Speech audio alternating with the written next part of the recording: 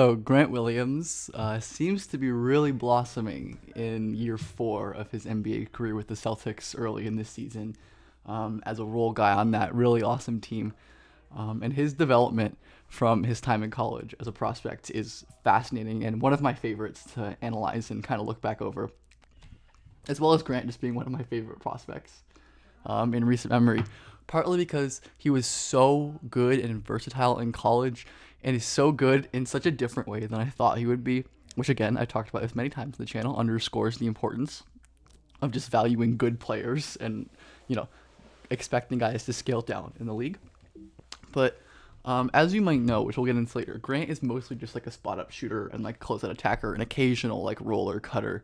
But he was a primary scorer at Tennessee, where he was someone who would like take guys off the dribble, and he was absolutely money from this little short mid range area. His touch was unreal. He was so good on these little like spin floaters from 10 feet. He was a monster facing up and spinning into these jumpers. Look how high that release is. He was able to score over guys with his, to dislodge them with his strength, get around them with his footwork. And this double team means nothing when Grant can just shoot over this contest by about a foot. He is like above the rim.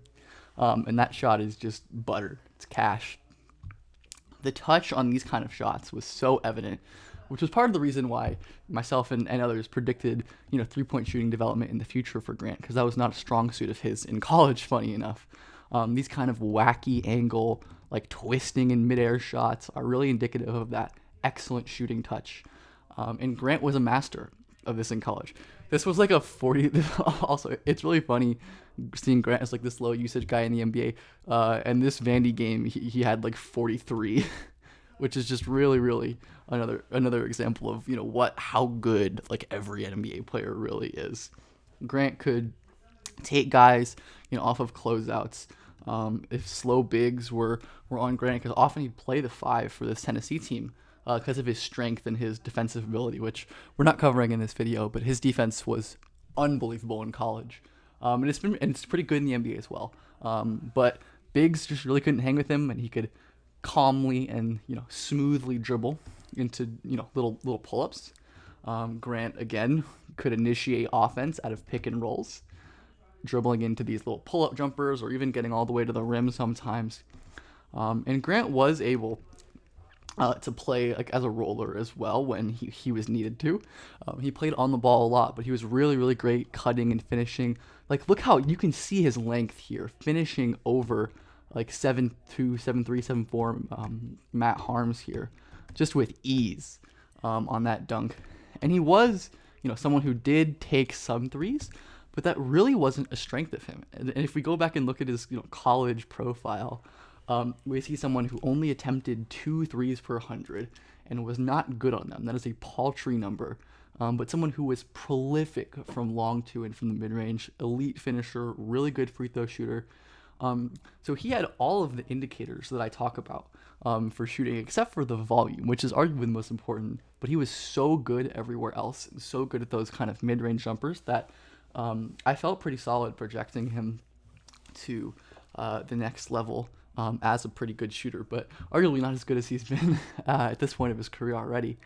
And Grant, aside from his scoring threat, was like a really dominant passing hub as well in college. Teams had to double him all the time because of his scoring, and he was so good at using creative little deliveries, wrapping this ball around the big man to find his dunker for a wide open shot. Doubling him just really wasn't an option. This was how he carved up defenses primarily. He was so good at seeing cutters.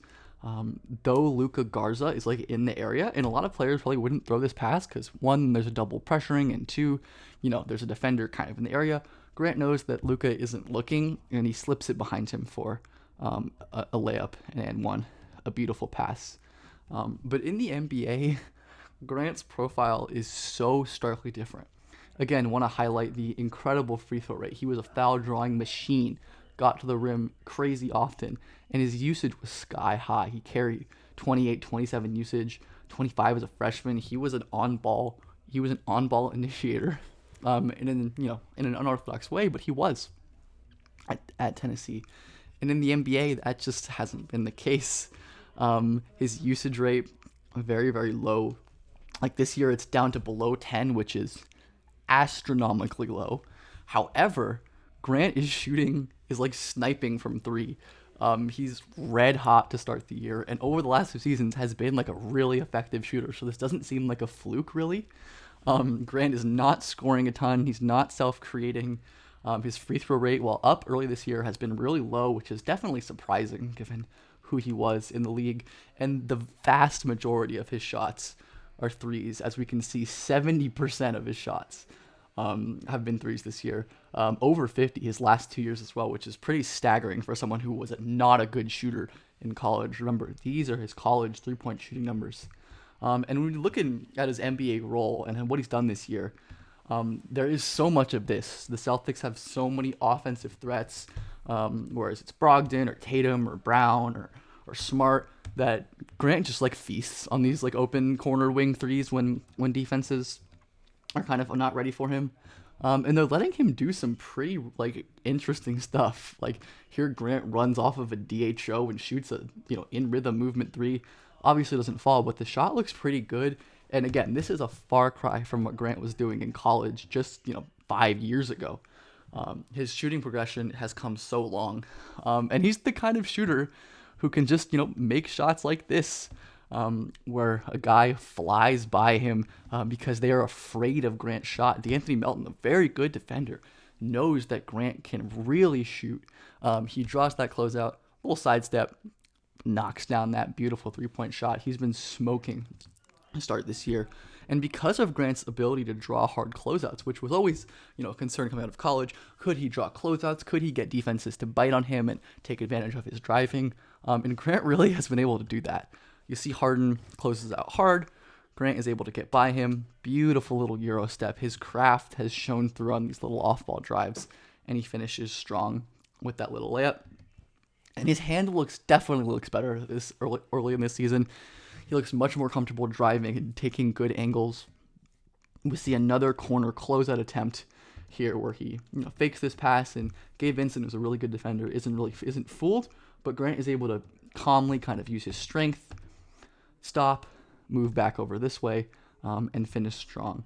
Whereas in the past, you would have seen Grant like barreling towards the rim or not exhibiting this kind of control and patience as a driver, which again is a testament to just getting older and getting more used to NBA speed and length, and also getting used to playing a new role as well. I didn't mean to have volume there. The last couple seasons, it just like hasn't been this smooth for Grant. Again, you see hard closeout because of Grant's shooting. And this time, he isn't really able to generate any space. He's not using his leverage to really move Dragic into the paint, and he's kind of stuck taking this like ill-advised lefty running hook. And even on a play like this where he has another big on him in Dean Wade, his handle is slow. He's not able to generate any space. He just looks faster, more in control, more assertive this year. And I think it's evident when you go back and look at the kind of closeout attack and similar play types and similar driving stuff that he did in the past years. And I guess predictably, Grant's passing game has changed a lot. Because he isn't being used as an offensive hub and a scorer, his passing is a lot more flow of the offense stuff, which is really coming into fruition. Where we have a play like this in early offense where the defense is scrambling and Grant can take one dribble and skip to the corner for a wide open three for Peyton Pritchard. And we've seen Grant being used a little bit on the short roll, which is really exciting. He's able to put the ball on the ground, and because Grant can score and finish and can also dribble now, he is a triple threat on the short roll. He's able to take a dribble, slow down to avoid this charge, and find Jaylen Brown for an open three in the corner. And this is a play type that I hypothesized Grant would be great at. But I think my understanding of role and team building was a lot more simplistic than I was he needs to go to play with Dame or Trey or Steph so he can run short rolls like Draymond. But it is true that I expected eventually he would transition into this kind of more open spread decision maker role because he was so good at that decision making on the move and live dribble dynamic decision making in college, but just in a very different way. So it's very, very cool to see that manifesting in year 4 with the Celtics as, this team is going to contend for a title again. And Grant is really going to be a critical piece of that. And again, when we're looking at prospects who play such a unique role like Grant that some people kind of struggle to evaluate and maybe fade him, it's important to look at the skills that they have, how those skills can translate, and how those skills will aid development. And because of that, and just betting on Grant being such a good player, he has turned out to be a really useful NBA player. And hopefully there's more development to come for him.